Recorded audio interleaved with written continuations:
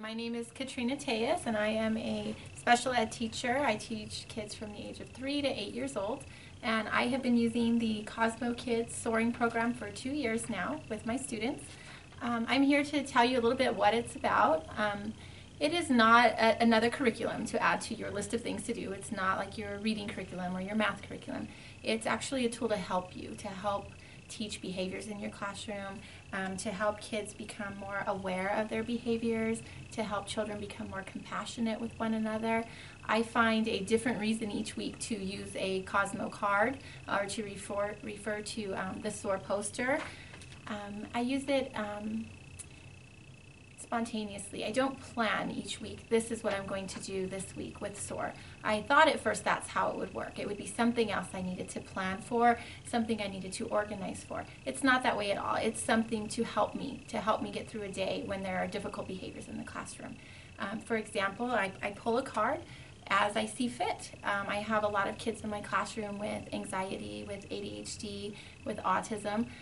They have a hard time with sensory issues, with becoming overwhelmed. So when I see that happening, rather than pushing forward through the reading curriculum and through the math curriculum, I stop and I pull the kids to the carpet. We pull out this card and we talk about taking tummy breaths.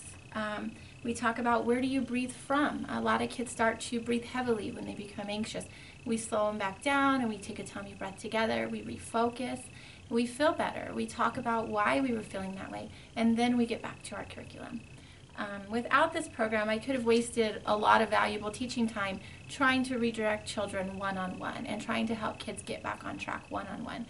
With this program, I pull 20 kids together and we refocus together, and then we get back into what we need to be doing. It can be 2 minutes of my day, it can be 10 minutes of my day, whatever I need to get kids back on track.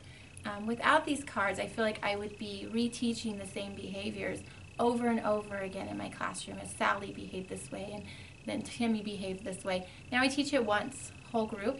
I spiral back to the card as often as I need to, so it's not a use the card once type of situation. I use this card daily in my classroom, or sometimes more than once a day as I see fit. Other cards that are some of my favorite, this one here is talking about getting angry. I have a lot of students in my classroom with some emotional disabilities, some behavior problems, and even some typical kids that get angry, out of control anger, where they're screaming, where they're throwing furniture, they're disrupting the learning in the classroom. You know, we all have these situations, and how do you handle them right now? And what do you use to handle them? And how do you engage the children? Talking and talking about behavior doesn't engage the kids. I pull out a card and I get the kids centered, and we sit at the carpet again and we refocus. We talk about feeling angry. Why do we feel angry? What makes you feel angry? What can you do when you feel angry? Well, you can go back and take a tummy breath, and we can put a couple cards together.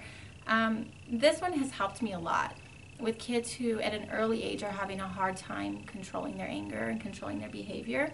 I use this card sometimes just as a card, just as a teacher talking to kids. Other times I pull the puppets in and use puppets for that. And we'll talk a little more about how we can use the puppets. Other cards that I really like, this one here is talking about having a new student in class. I remember in grade school we'd get a new student in class and they were the new kid all year. There was never a transition to becoming one of the regular kids. They were the new kid. Now that doesn't happen. With this card we talk about how to friend that child, how to open communication with that child. Have you ever wanted to make a friend but you don't know how? I also talk to the new kid and say, how do you know when somebody's trying to be your friend? Oh, well, she did ask me to go on the slide because she wants to be your friend. And we help kids understand that that is happening and that communication is happening. And within a week, we don't have a new kid in the classroom. We just have another kid in the classroom. This card is the card I pull out every time I get a new kid to remind the other students how to embrace that child, how to communicate with that child, how to play with each other, and it works, and I use it faithfully. Another card that we use that kind of goes back to SOAR with the O for open your hands to help others. You know, kids aren't aware always that there are ways they can help. We go out onto the playground and there's a mess, there's garbage, there's wrappers, there's just things left behind. And most of the time, a natural, typical kid is just going to walk past the mess. What we've talked about now, what would you do if you came up to a mess like this? What types of things could you do? Have you ever noticed trash on the ground? Where did you notice trash? Tell me about it.